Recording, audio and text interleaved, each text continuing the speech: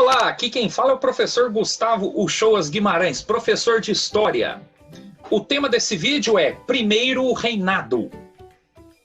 Estou aqui me referindo ao governo de Dom Pedro I, imperador do Brasil.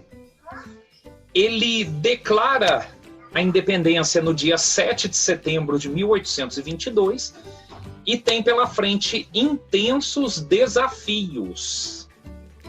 Em outubro de 1822 ele é coroado imperador, mas precisava que todas as regiões do Brasil, as regiões que eram colonizadas pelos portugueses, essas regiões aceitassem a independência e aceitassem fazer parte do território brasileiro governado por Dom Pedro I.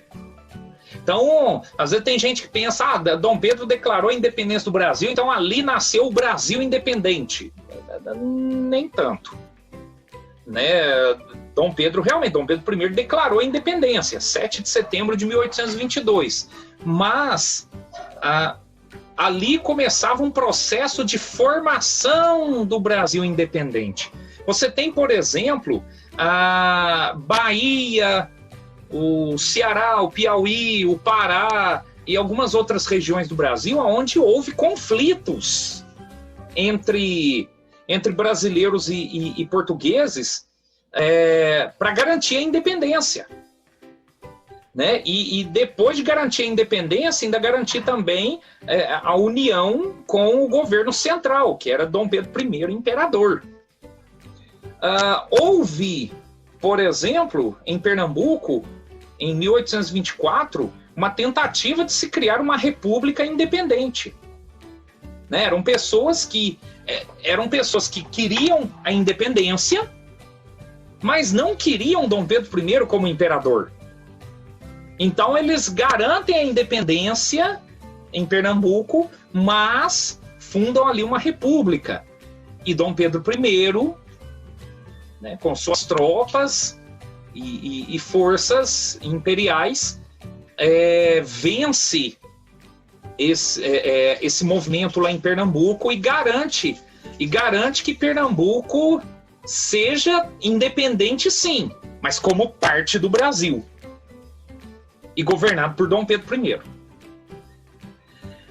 Dom Pedro I ele governa o Brasil até 1831. E aqui você tem algumas características desse governo. O primeiro deles, aí, como eu já falei, a garantia da independência para todas as regiões do Brasil, a unidade territorial, ao contrário das colônias espanholas, que garantiram independência, mas aí depois se dividiram em vários países, com cada país sendo governado por um grupo de elite política e econômica. O Brasil consegue garantir aos poucos a sua unidade territorial. Outra característica do governo de Dom Pedro I foi a nossa primeira Constituição. A Constituição de 1824 garantia a monarquia como forma de governo, o imperador como governante, garantia o Estado, vamos pensar Estado aí, essa estrutura de governo com leis que cobram impostos, etc. Toda essa estrutura de governo, aqui chamamos de Estado, e que estaria, pela Constituição de 1824, estaria junto com a Igreja. Então, qual igreja? Católica. Então, a Igreja Católica é declarada a religião oficial do Brasil. As outras religiões poderiam existir, mas sem cultos públicos. Não poderia se manifestar em público.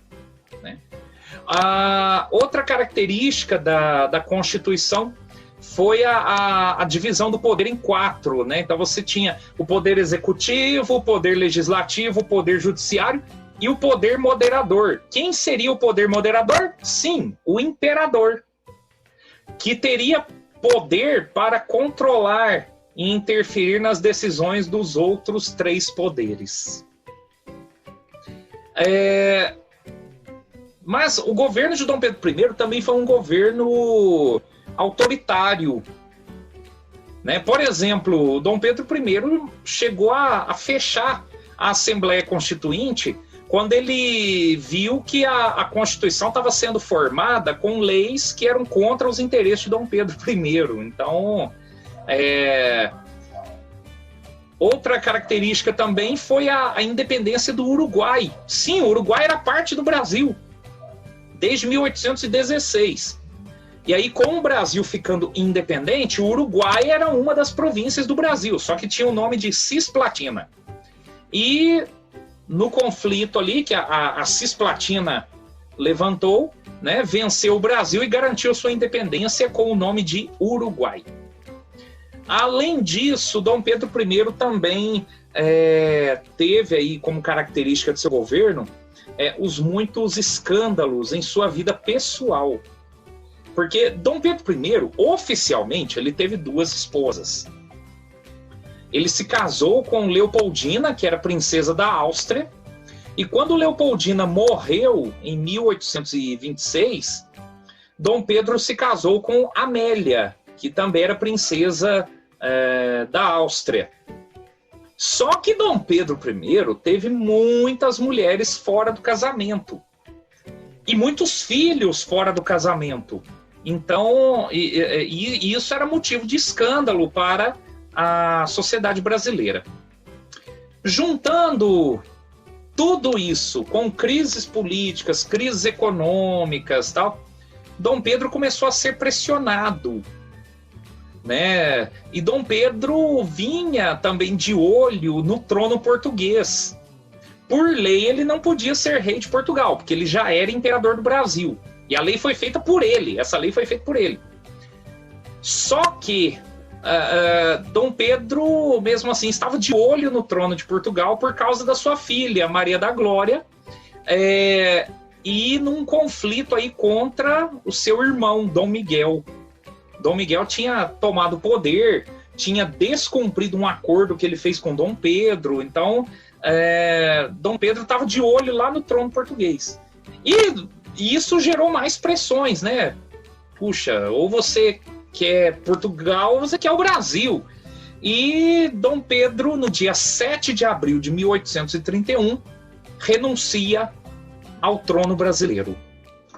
E vai embora para Portugal, leva sua filha Maria da Glória, mas deixa aqui o outro filho, Dom Pedro, que depois foi, né, o imperador Dom Pedro II.